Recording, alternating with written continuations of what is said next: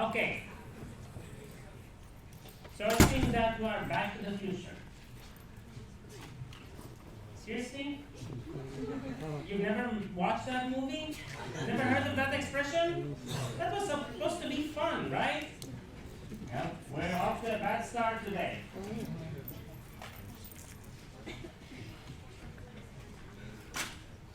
Okay, so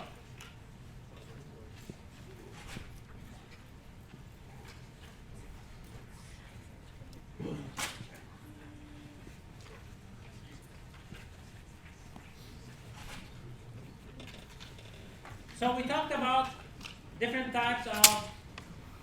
methods of calculating inventory, both ending inventory and the cost of goods sold. And as you remember, we said that the goods available for sale, which can be calculated by adding the purchases to the beginning inventory level, so beginning inventory plus the purchases will give you the cost of goods available for sale. So this will give you cost of goods available for sale, right? This is basically what the company could have sold during that period. Okay? So, we learned about LIFO and average cost. We also learned about a fourth method. We said that it was actually the most accurate. What did we call it? Sorry? No, it's not the most accurate. Yes. Specific identification. This is where you actually have the product serial number. So in this case, you know exactly how much each TV you sold, the cost basically of each TV that you sold. Okay? So we have the specific identification. When this is not possible or if the company is not using that, they will be using one of the cost flow assumptions. And why do we, again, as a reminder, why do we call it cost flow assumption? Because this is where we are making an assumption that the goods are being sold in a certain order. So FIFO, we're making the assumption that the first products the company purchased will be sold first. So this is why first in, first out, right? LIFO is last in, first out. So we're making the assumption that the latest purchases will be sold first. Okay? And we learned also that the way usually companies do that is they, at the end of the year or at the end of the month, if they are doing that monthly, but basically say that at the end of the year, the company would run an inventory count. They physically count and weigh each item they have. That would give them what? What does it give you? Ending inventory. That's the inventory balance at the end of the year. You counted them, and this is what they told. This is what you found that you have. Based on that information, this is subtracted from the cost of goods available for sale. The difference between the two will be the cost of goods sold. So basically, the cost of goods available for sale. This is whatever the company could have sold. They sold part of it, and the remaining, or the ending, that would be the ending inventory. This is whatever inventory remained in the warehouses. Okay? I'm just repeating what we said that last time, just as a reminder. Friday was way in the past. So you probably forgot everything about it, especially after partying, most likely over the weekends. You get formatted. In nerd terms, your brains are formatted. So I have to repeat that. Not happy about it. Especially that you're not laughing at my jokes. I mean, come on. But in this case, while we know exactly how many units, the company would know exactly how many units they have, they still need to allocate the cost of each unit. This is where FIFO, LIFO, average cost, etc. come into play. In this case, when we have the cost of goods sold, so the goods are sold on a first in, first out basis. On a FIFO, when the company is using FIFO, what's happening? This is what we're saying that, so let me remove, okay, I cannot remove this. Anyways, so basically, the first ones will be sold first. So you will be selling this one first, this one, etc. The ones that will remain until the end will be, the ending inventory will be the latest one, will be this one, and then part of this one. In this example, as you remember, we said that we had 450 units that were remaining. Those 450 units remaining, that's the ending inventory. Because we're doing FIFO, the first ends will be sold first. So which ones will remain? The latest ones will remain first. Will remain until the end, so, right? So the first ones are being sold. The latest will remain until the end. This is why when we calculate the ending inventory, we start from the latest ones and we go backwards. So the latest one, those are the ones that for sure will remain until the end under FIFO because you're selling the first ones.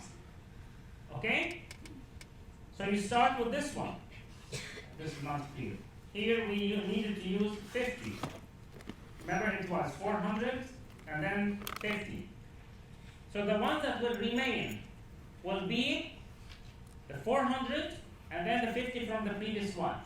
Why is that? If you look at it on the other side, from the other side of this, basically, if you look at it from the cost of goods sold, we sold 550 units. Where did we get the 550 units from?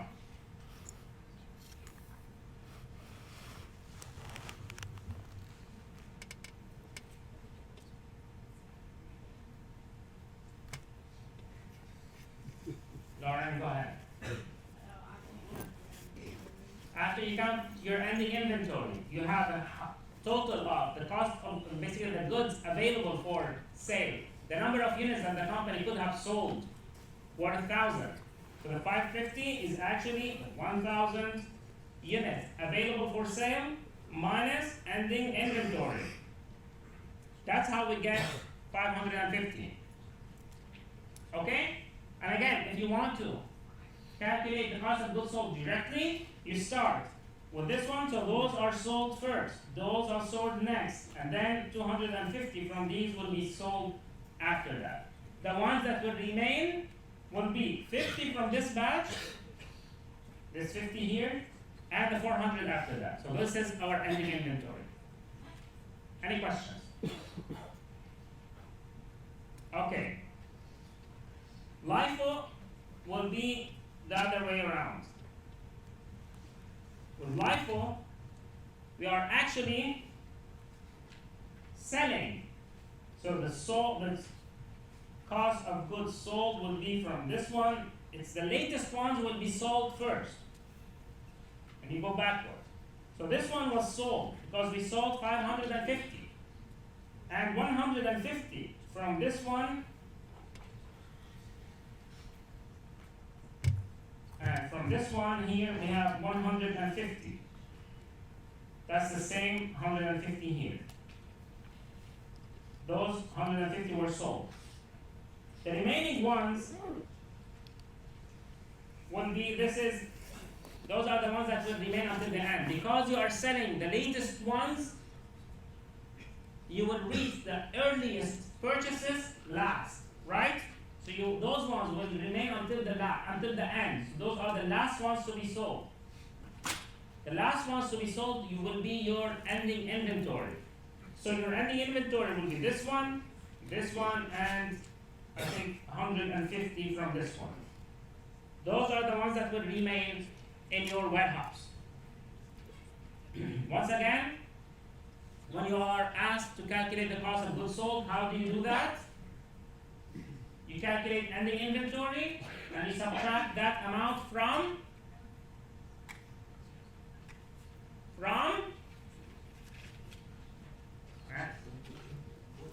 so if you are to calculate the cost of goods sold, you subtract, what do? You calculate ending inventory and you subtract that amount from cost of goods available for sale. That's the cost of goods available for sale is whatever the company had. All the TVs that the company had over that year. Okay? They sold part of it. It's the same thing. If you say they sold part of it, let's say they sold 80%, they still have 20%. If you say that they still have in their warehouse 20%, that automatically means that they sold the remaining one. They sold the 80%. Okay? It's the same thing. The only thing that is changing here is basically how you allocate it. So the total amount of ending inventory and cost of goods sold will always be the same amount. It's simply the composition of what's considered as cost of goods sold and what's considered as ending inventory will be different. Now, the average cost, we said that this is a weighted average. Basically, you calculate the total cost of goods that you have in your warehouse. This is the cost of goods available for sale.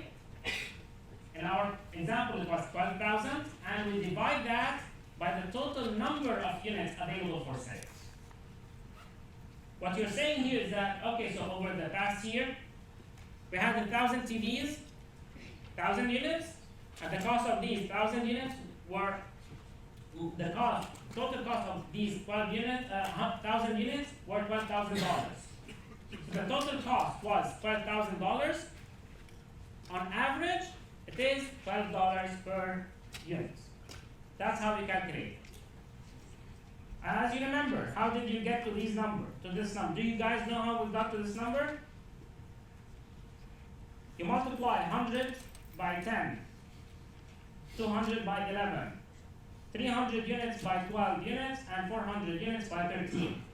Those will give this amount, and then we sum them up. This is the sum of all these costs of each batch. This is basically how much you paid. You paid for the first 100 units, you paid $10 per unit.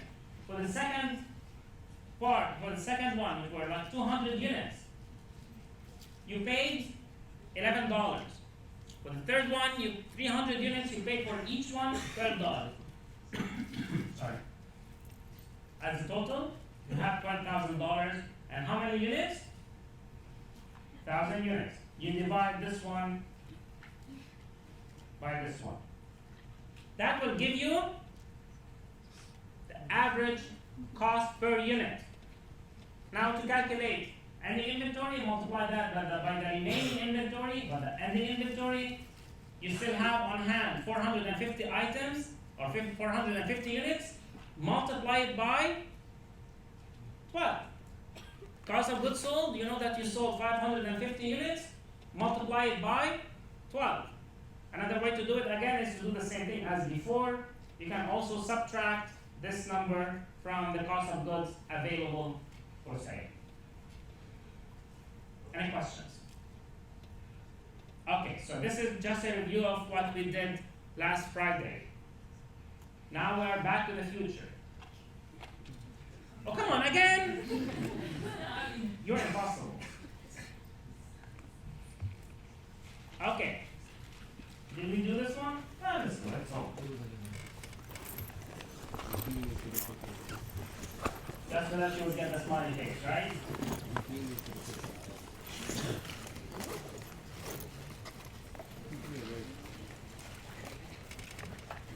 Okay, so the cost flow method. That over parallel is the actual physical flow of merchandise is called what? Okay, so that. Are guys done?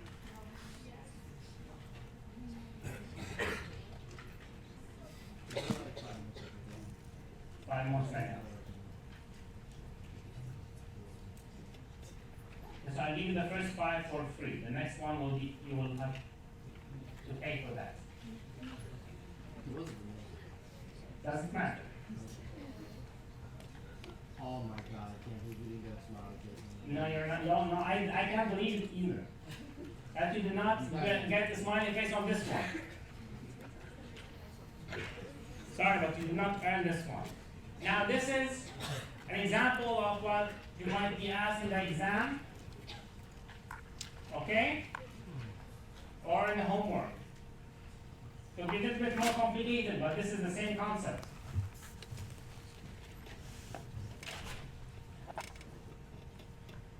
One thing you need to remember, if you can solve this question, for example, at home, and it takes you 10 minutes, that's not good. You cannot say that later on, I know how to solve it. You need to know how to solve it within the same time that you would have in the exam, which is usually like 2 minutes, on average, 2 minutes per question. That's the trick, that's the hardest part.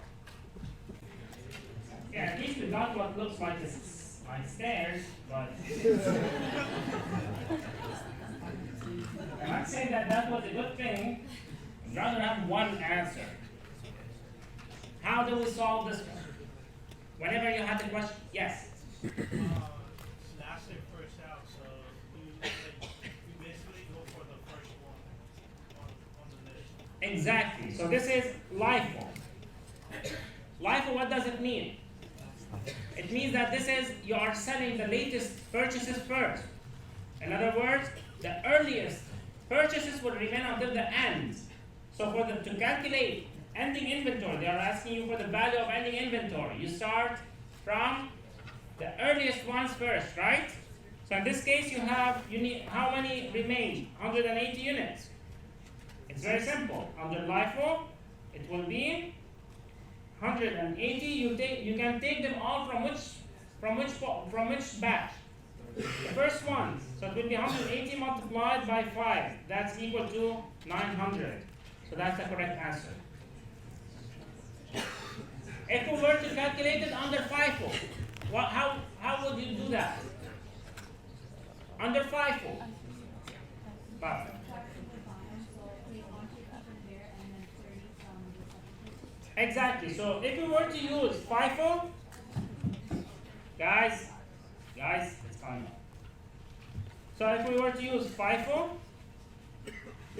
we would start from the end and we go backwards, right?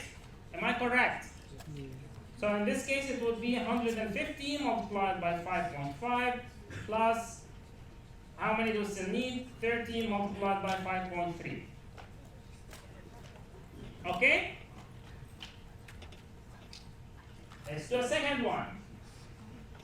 Let's see if we will get one answer or if we'll get another set, basically some stairs, something else. I don't know. Solve it in the same way.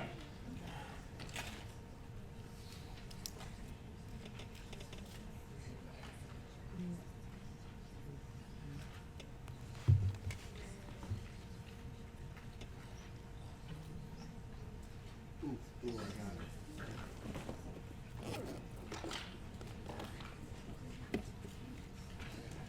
Does this mean you got the first one wrong? No, I got the first one right too. Okay, good. So the first one took me a little while. Now you know how to solve it. That's that. I read the question wrong the first time last week.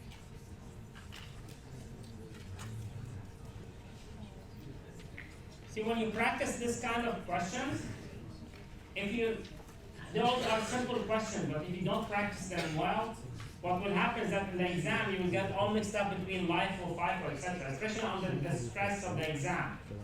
If you learn how to do that, when you have a question like that in the exam, it will be like, it will take you like 10, 15 seconds to calculate, which is always an advantage because you can use that time to solve a second problem that might be more difficult or something like that.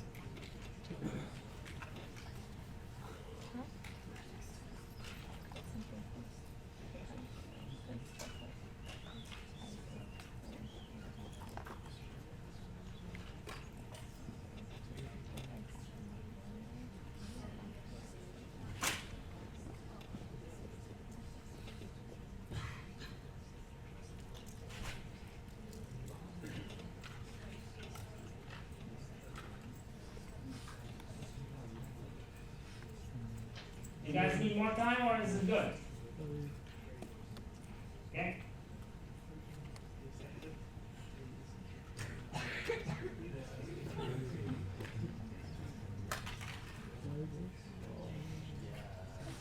Okay, still better. I'll give you a smiley face, just to basically encourage you to do better next time. So in this case, they are asking us to calculate the inventory on December 31st. Okay? This is the same thing as ending inventory. They are asking you to calculate ending inventory. And it shows that they still have 8,000 units on hand. Okay? This is using FIFO. So under FIFO, you are selling the first ones first. Earliest purchases are sold first. As a result, the ending inventory will be from this one first. You start with the latest. So for ending inventory, you start from here and you go backwards. We have 8,000 units. So we take 6,000 from this one, multiplied by 7, plus, how many do we still need? 2,000, right? We still have 2,000 from the previous one, multiplied by 8. Now, it could be also that the question might ask you to calculate the cost of goods sold instead of asking you for the ending inventory. How do you calculate that? Lauren.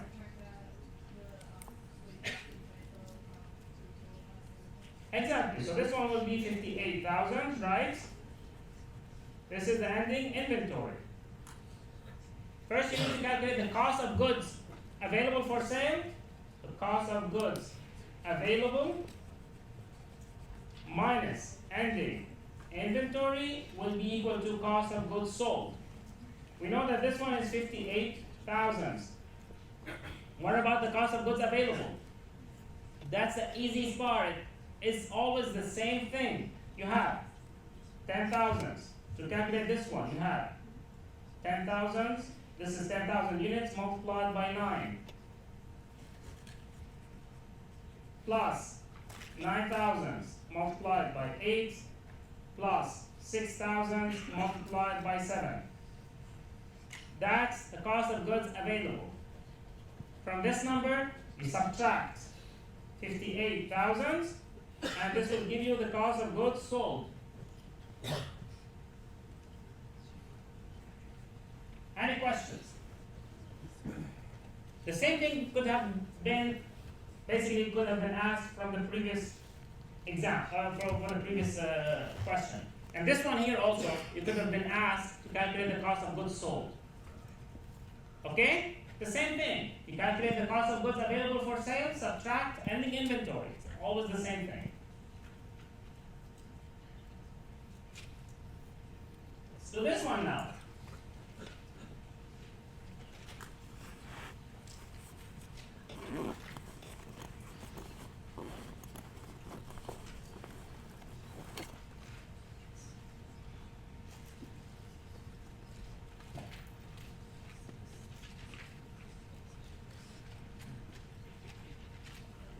Here first, they are asking you to calculate the average cost per unit.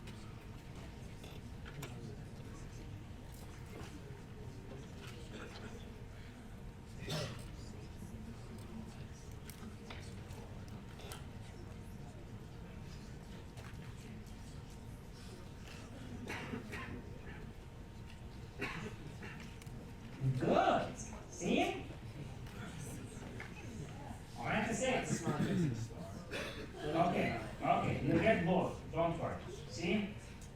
You got smiley face and a star. Okay, I did not need to make it this weird. That's better. Hey, take it or leave. So again, when they ask you, sometimes they don't ask you to calculate the unit cost. They will ask you again for the cost of goods sold, or they will directly ask you for the ending inventory. You always need to calculate the cost per unit, the average cost per unit. It's very simple. Calculate the cost of goods available divided by total units available. Okay? So in this case, cost of goods available for sale will be equal to 200 multiplied by 10 plus 300 multiplied by 12. You divide that by 200 plus 300. And I know I could have written 500. The reason I'm leaving it this way so that you can see where this calculation came from. Okay? That will give you the average per unit. Now, if you are asked, if you are told that the company sold 250 units that year, how do you calculate the cost of goods sold? Multiply it.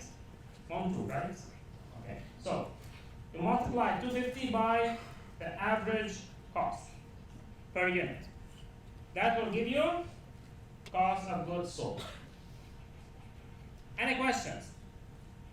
Those are the 3 methods of inventory that sometimes students mess up big time in the exam. You shouldn't. These concepts are very simple.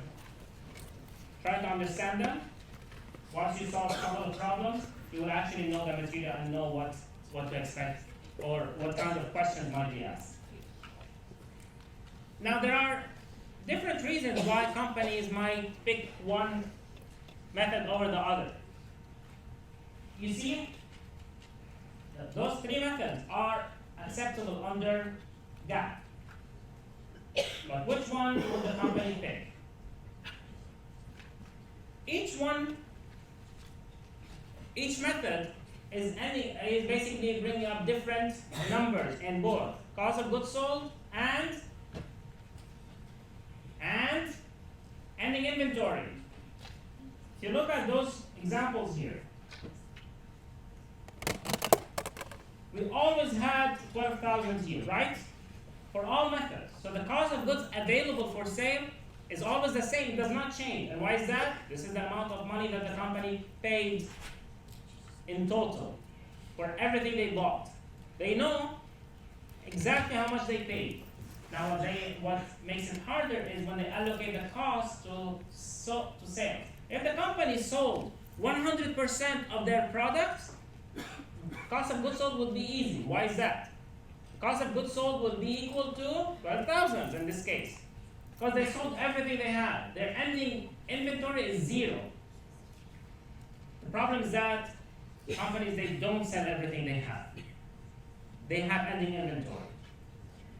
As you can see, ending inventory under the average cost ended up with 5,400. And the cost of goods sold under average cost, it was 6,600. Under LIFO, I believe it was 5,000 and 7,000. So the 12,000 will always be the same. What will change is the composition of those 12,000. Okay? How much will go to cost of goods sold and what is the remaining part that will go to the ending inventory?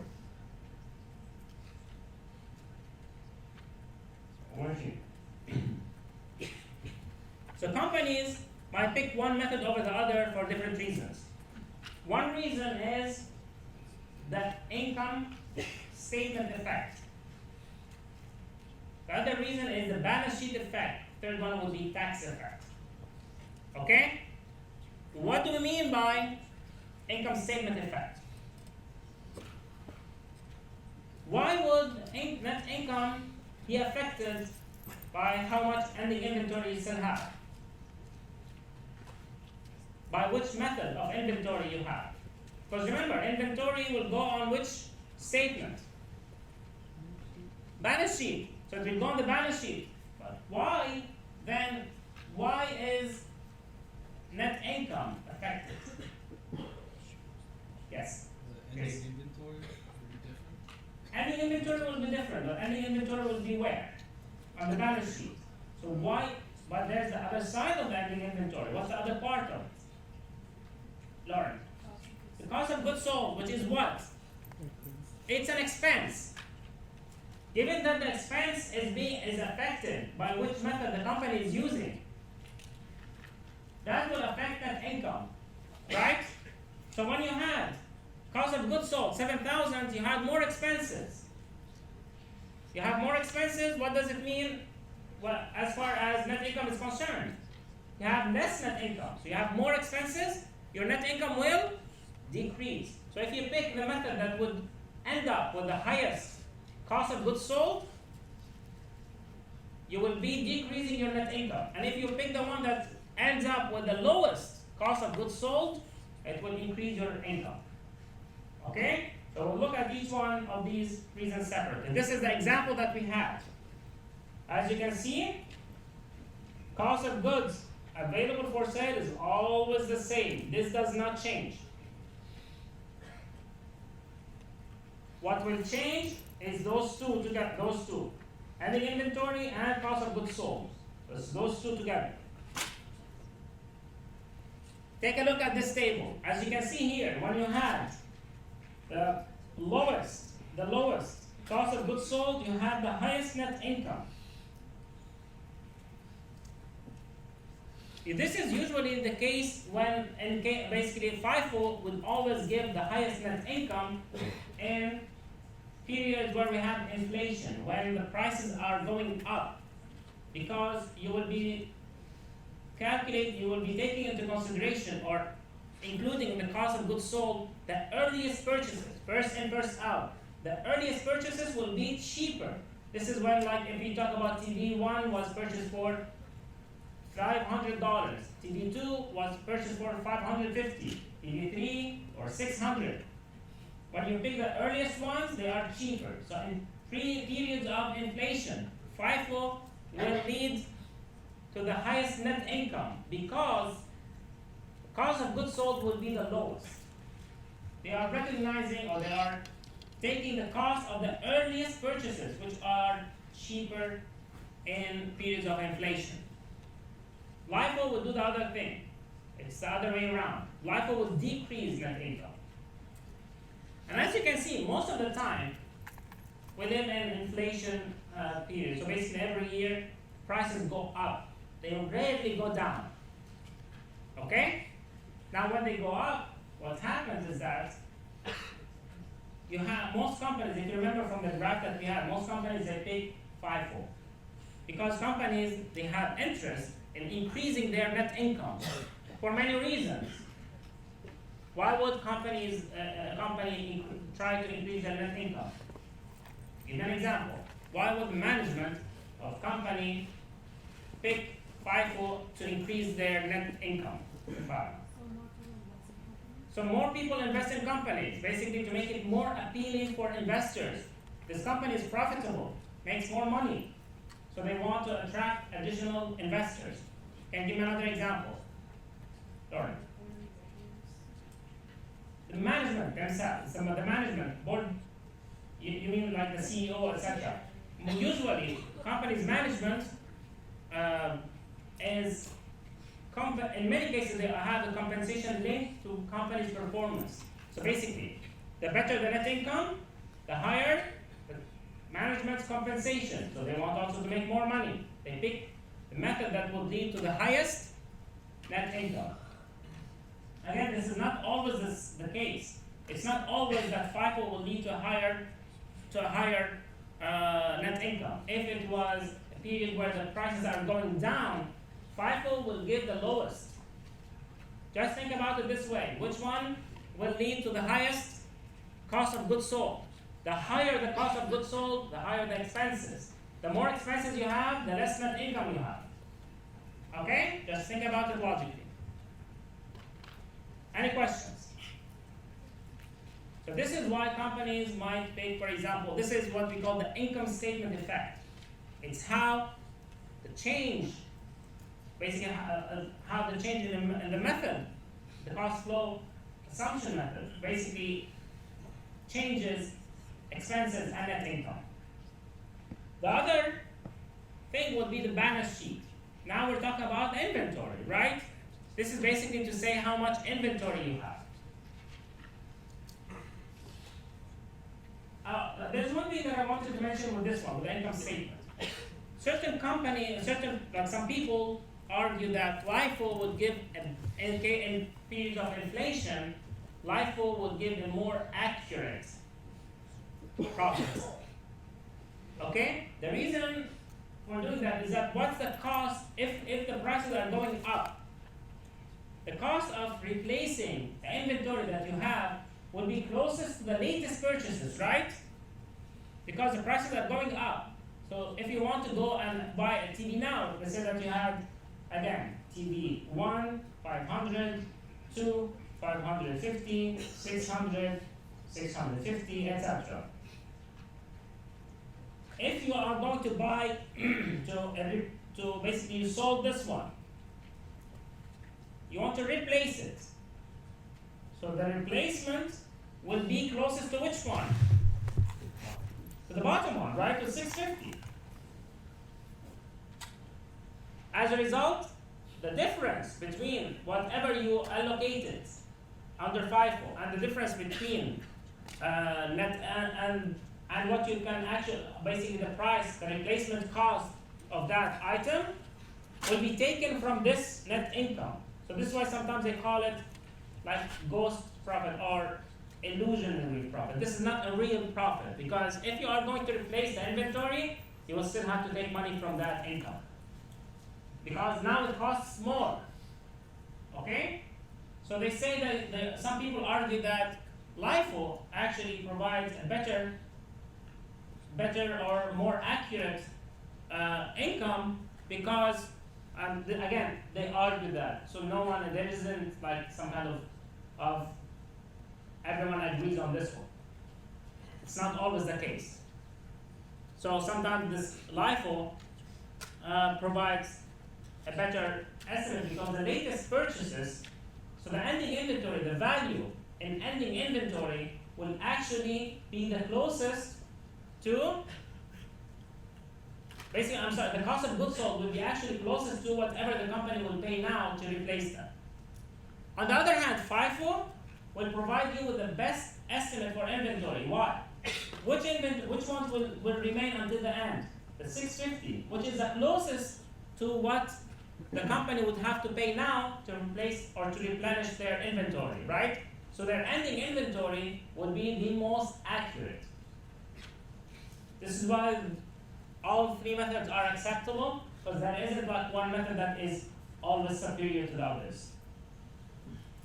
The balance sheet effect, again, this is what we just mentioned, that FIFO would actually leave as ending inventory. The ending inventory will always be, the closest to the actual value that the company, to the actual cost the company would have to pay to acquire new, or basically to replenish or replace their inventory, their sold inventory. Okay? LIFO, on the other hand, might have, because they are selling the latest ones, they have the earliest, basically, which is the oldest inventory that is still in the ending inventory. Okay? Like for example, I think the book gives the example of Caterpillar. They use LIFO. Their ending inventory's value is like $14.5 billion. That's the ending inventory. If they were to use FIFO, their ending inventory, basically their ending inventory will be like $16.9 billion. So there's like $2.5 billion difference between LIFO and FIFO. companies, they can use whichever they want, but they have to be consistent. And when they make the switch, they have to explain what the effect on income, on net income would that make. Now, the third basic factor that affects the management's decision is tax, because again, some taxes are paid in cash, right? The IRS will not accept an IOU. The IRS will want to take their money in cash. So when the company pays, when they have higher net income, they will be paying more taxes. Sometimes companies want to keep the tax, so they pick a method that will lower their net income to lower the amount of tax that they need to pay. They still have those assets, so they are still, it's the same number eventually.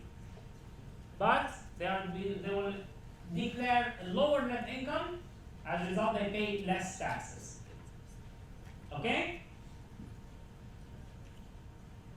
So in a period of inflation, the cost flow method that results in the lowest income taxes is which method?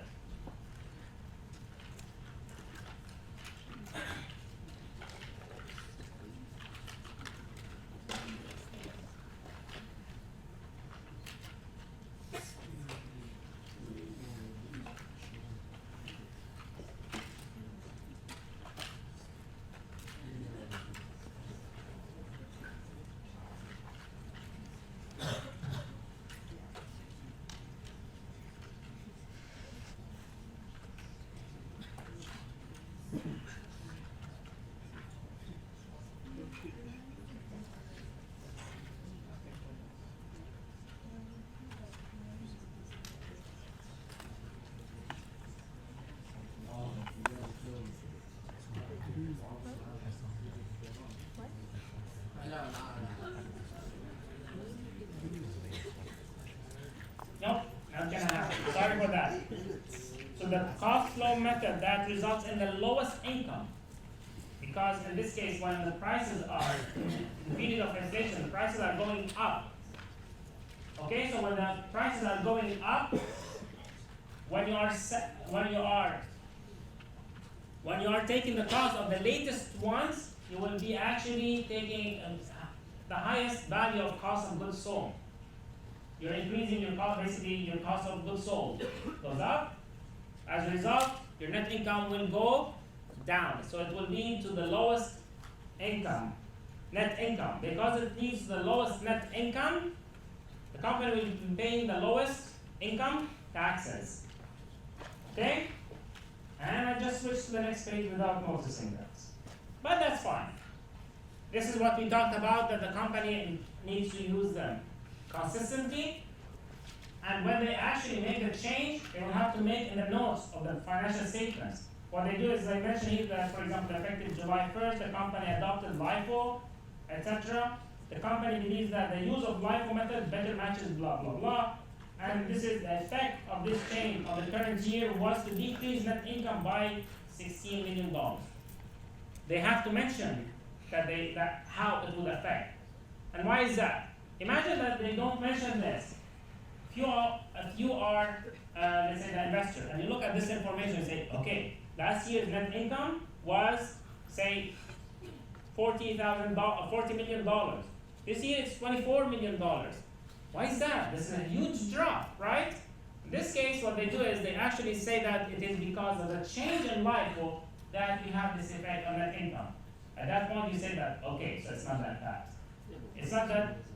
Sorry? What if someone doesn't know that that means? What if someone doesn't? Yeah, what if the investor's like, They don't notice it? yeah, what if what if the investor's like, don't? And he's like, oh, it went down $16 million. But they know that eventually, that this money will also be there as assets.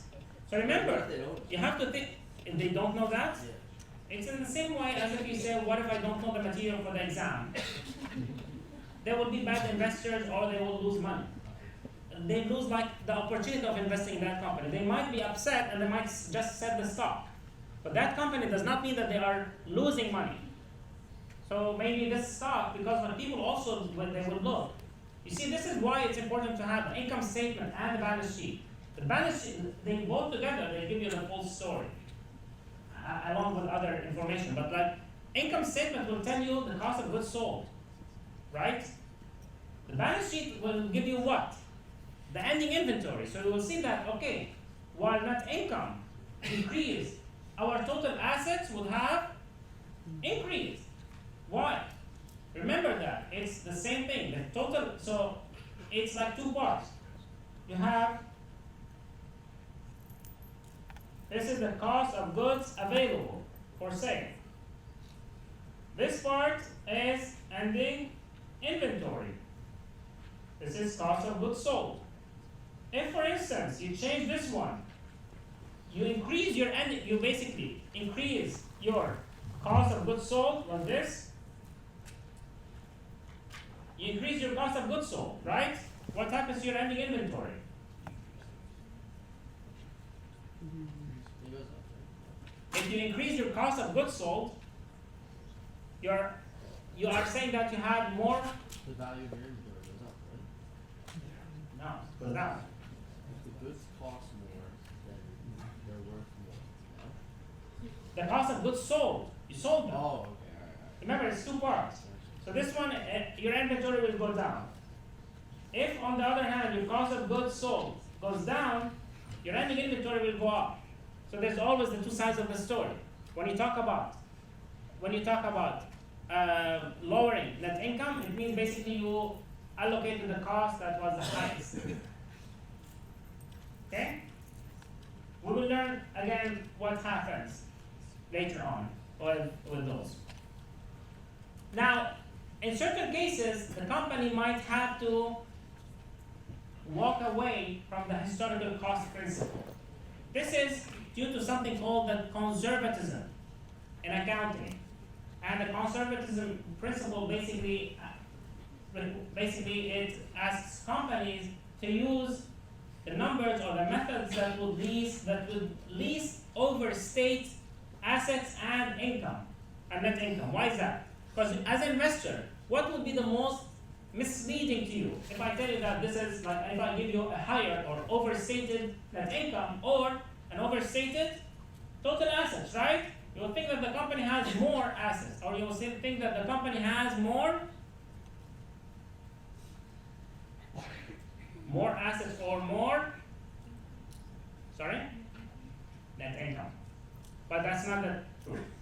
So this is why, in certain cases, the cost of the replacement cost, what we also call sometimes market, so the lower of cost or market, the cost of that product drops tremendously. One of the best examples to give are the IT or like fashion. Those are industries where the value of an item might drop dramatically.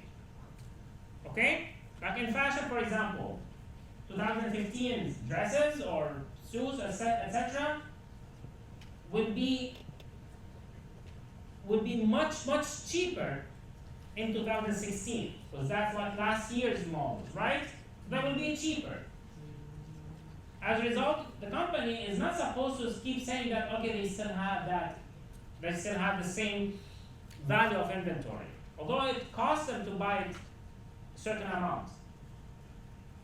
I'll give you another example, one in my domain where I understand. Let's say that Best Buy still has one of those black and white TVs. You guys, they don't even know what black and white TVs are. They are old TVs that were small in size. They even used to run from the car battery. They didn't need a lot of power to run. And the resolution, don't even talk about that. It was black and white, no colors. At the time, let's say a TV would cost, I don't know, $500. Could you still say that this TV will now cost $500? Again, let's talk about a computer that is 3 years old. It was one of the fastest computers and one of the strongest computers, etc. At that time, it would cost like $2,000. Okay? Let's say that the company still have. Are you guys familiar with like Pentium 3 and those ones? Those are old, but at the time they were expensive. Let's say that Best Buy still have a couple of these TVs and they want a couple of these computers and they want to sell them. Can they sell them today for the same price? So the replacement cost, the value in the market is much, much, much lower than what, basically it's much lower than what they actually basically can sell it for. In this case, they can write down inventory. Basically, they can lower the value of their inventory. So under GAAP, they use what we call LCM, or lower of cost or market. We're not going to go into detail about how to calculate it. In this case, because there are a lot of, it's a little bit more complicated than what we will cover here. You simply need to understand that when you are told that the company is using lower of cost or market, the company would actually look at which value is less. This is basically to try to be more conservative in that they don't want to overstate assets, their assets. They don't want to overstate their inventory. Okay? So in this case, like here for example, you see they have like a very funny, basically sense of humor. So Kentucky TV, now I'm hungry, but they have the following merchandise, okay? They have flat screen TVs, $60,000. The cost of replacement now is $55,000. Doesn't make any sense. So basically, if you go and you buy it in the market, it will cost you less. If you say that, okay, my inventory is worth $60,000, are you being truthful or are you misleading your investors? You would be misleading your investors. As a result, you have to be a little bit more truthful and more conservative. And the lowest, basically the lower of cost or market, when you use LCM, you pick the lower value. So for the first one, do you pick cost or market? Market. Satellite radios, do you pick the cost or market? Cost. DVD recorders, market. DVDs, market. Okay? Now companies can actually use LCM on item per item or on a category basis. They can also just look at their total assets. So they just look at just the aggregate number, all the assets according to at cost, and all the market, basically, and all the assets at market, basically. So they look at the two values. They can do it, like I mentioned, for each item, or for each category, or for total assets. The important thing is that the company will simply have to pick which one. They have to actually mention in the financial statements which one they are using. So are they using cost of or LCM? They have to disclose that information. So you can see if you look at the, for example, financial statements, you will see that they mention which cost allocation method they use. Did they use, for example, FIFO or LIFO? Are they using cost, lower of cost, basically, or LCM, lower of cost or market, etc. So they mention, and they also need to mention what categories of inventory they have. If you remember, we said that merchandising companies usually have one type of inventory. Manufacturing companies, they might have more than one type. Okay, so they have to disclose all this information. Now, there are sometimes inventory errors. Mistakes happen, right? You're counting inventory and then you miss an item. Okay? Or you count one item twice. Or you simply forget to include goods in transit. So all these are causes of inventory errors. When an inventory error happens, you have to basically fix it, right? Now, when this happens, actually what happens is that it will affect both net income and inventory, right? Because in this case, what is going to affect is going to affect your balance sheet and your income. So the income statement will be affected through cost of goods sold, which also affects net income. On the other hand, the balance sheet will be affected as basically your inventory. And not just your inventory, something else will be affected on the balance sheet. What is that?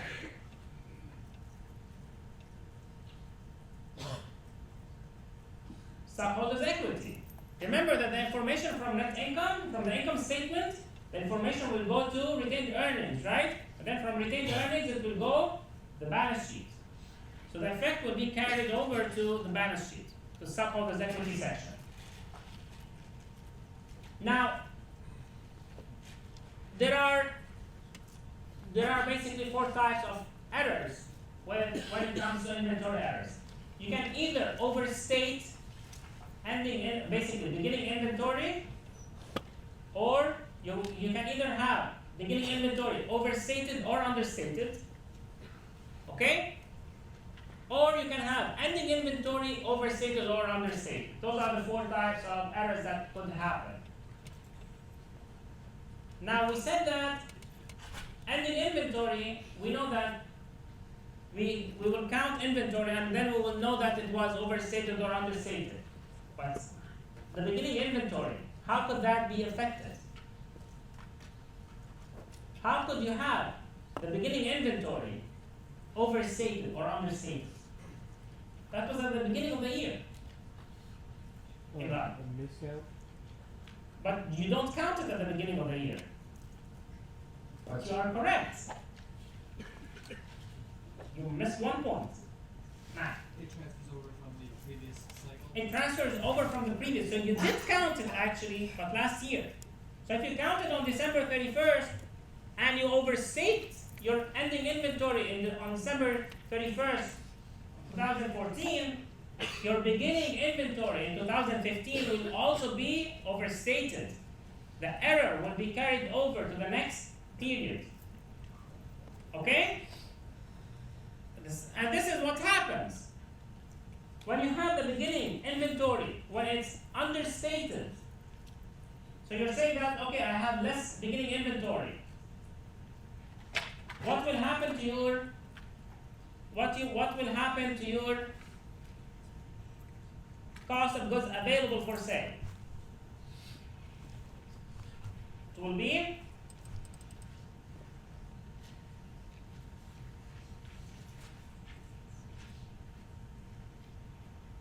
okay, let's do that different. When you're saying that you had, let's take another example. So let's look at this example here. The value that you declared last year was $400. So your beginning inventory, you said that, or you thought it was $400. Whereas in reality it was $500. Okay? Those are the purchases. This is the cost of goods. So this is the ending inventory. So this is correct. This one is correct. What happens to your cost of goods sold?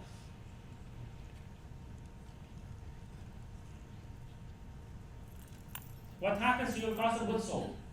Right. It's understated. Why is that? Again, think about it this way. You said originally that you had 400. Okay? You added the purchases. Let's say that 200 were in the purchases. What does that give you? So beginning inventory plus purchases will give you cost of goods available for sale. Right? Subtract from that one ending inventory. In this case, this is not related. So this is another count. This error here was the count from last year. They say that assuming that this year there was no error. Okay, because you're not supposed to make an error every year, right? If you're making the same basically mistake every year, what would happen? You get fired. Basically, you're doing a lousy job. You lousy at your job, so they will get rid of you. So this one is supposed to be correct. This one is supposed to be correct. In this case, what would be the cost of goods sold? Remember that this one, the cost of goods available for sale, it is actually understated. Why is it understated? Because this one was understated. This one you said that it is actually 400, and it's 400, whereas in reality it was 500. So you need to add the 100 to it, right? To make it right, what do? You need to add 100. I'm not saying that you will be adding that because now we'll talk about something else. We're simply looking at the effect of inventory. So you add 100, right? You do the same thing to the cost of goods sold, so it's carried over. So this was understated by 100. This one was understated by 100, and this one will also be, the cost of goods sold will also be understated by 100. This is why an understatement, when you have when the beginning inventory is understated, cost of goods sold will also be understated. And when the cost of goods sold is understated, basically you're saying that you have less expenses than you actually had. Your net income will be overstated. Remember, net income is always the opposite side of expenses, right? Because the more expenses you have, the lower your net income. The less expenses you have, the higher your net income. It makes sense. So in this case, if the cost of goods sold was understated, your expenses were understated, your net income will be overstated. When you have the beginning inventory is overstated, that's the opposite. If it's overstated, your cost of goods sold will also be overstated, which means that your expenses are overstated, your net income will be understated. Now let's look at the second part of it, which is ending inventory. When you have your ending inventory is understated. So ending inventory, okay? Once again, let's take this example here. You had beginning inventory. So this was beginning inventory. That amount is correct. There was no mistake in it. And then we had purchases for 200. Okay? You said that you miscounted. You forgot to include, or you added some goods in transit. You made a mistake with goods in transit. So basically this one was understated. This is where the mistake is. It was understated. Sorry, 200.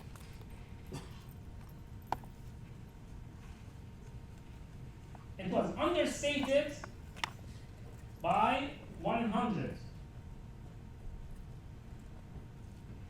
This one is correct. This one is wrong. Now the cost of goods, basically the cost of goods sold, would it be overstated or understated? Sorry? It will be overstated, right? Or is it understated? Think about it. You have your beginning inventory was correct. Okay? Your beginning inventory was correct. Your purchases is correct. So the cost of goods available for sale was correct. You said that you had less inventory. It was understated, so you had less inventory. This is the part. This is the cost of goods available for sale. You said that, how much was it? So it was 600. It's 600. You said that you had, this is what we said here. We said that we had 200. This was 400. What's the real number? Supposed to be 300, 300. Right? That's the number. It's supposed to be 300, 300. When you look at the cost of goods sold, did you overstate it or understate it? You overstated it. Okay? So here, the cost of goods sold will be overstated. When the cost of goods sold is overstated, your expenses are overstated. Your net income will be understated. Okay? If you want to think about it this way, beginning inventory and the cost of goods sold will be in the same direction. Understatement and beginning inventory will lead to an understatement and cost of goods sold. Overstating beginning inventory will overstate cost of goods sold. And then from cost of goods sold to get to net income, you flip them. Okay? You use the opposite term.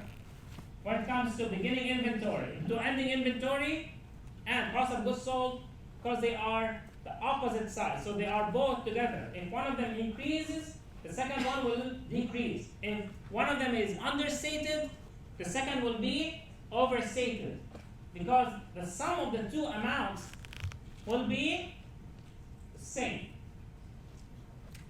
Okay?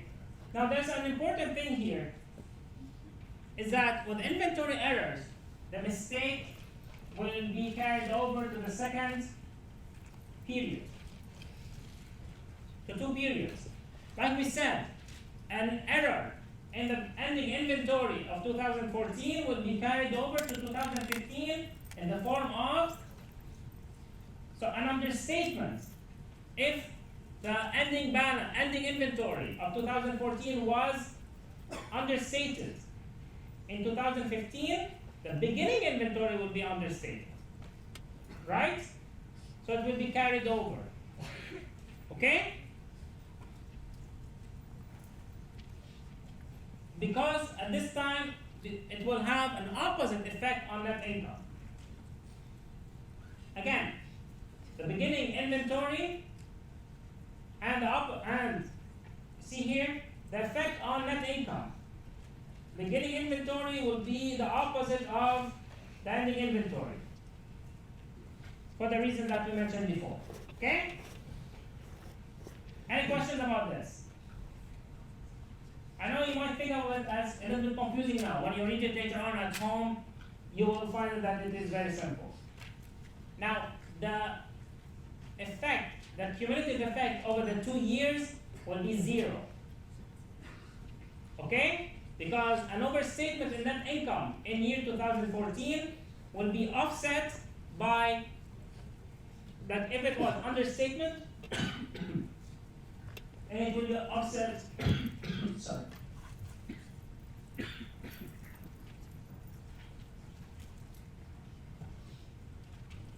It will be basically offset by the second period. Okay? Let's see how. This is, for example, from the first year and the second year. And this example here, this is the incorrect one. So this is the one that is incorrect, and this is the correct one. The cost of goods available will always be the same, no matter what. What we're saying here is that the ending inventory, this is the ending inventory, the count of ending inventory, the incorrect balance was 12,000, so this is the incorrect one. The correct one was 15,000, so was the inventory understated or overstated? Understated, right? You said that your balance was 12,000. In reality, it was 15,000, so it was understated by 15,000. As you can see, this will affect cost of goods sold. An understatement in ending inventory led to an overstatement. So this was understated. This will be overstated. Because cost of goods sold is overstated, net income will be understated. You're saying that you have more expenses. when you carry it over to the next year, this mistake here, this was the ending inventory. It will be the beginning inventory. Now it's the other way around. An understatement. The beginning inventory now is understated. Okay? Once again, you look at the cost of goods sold, it will also be understated. So in this case, your net income will be overstated. Now if you look at the two amounts here, those are the correct ones. And the incorrect ones, the sum of the two will be equal. So the correct one will be 35,000. The incorrect ones will also be 35,000. Which is to mean the effect of inventory error over the 2 years, it will be offset. Okay? It was understated in 2014. It became overstated in 2015. The sum of the two effects will be the same. The balance sheet effect is basically, again, it's carried over from net income to, you end up with the stockholders' equity. So when you have an understatement in the ending inventory, if it's understated, your assets, your total assets will be understated. Liabilities are not affected. What will actually be also understated is the stockholders' equity. One of them is understated, the other side of the equation will also be understated. If it is overstated, the other side of the equation will also be overstated. Okay? So we'll talk about that, about the main part next on Friday.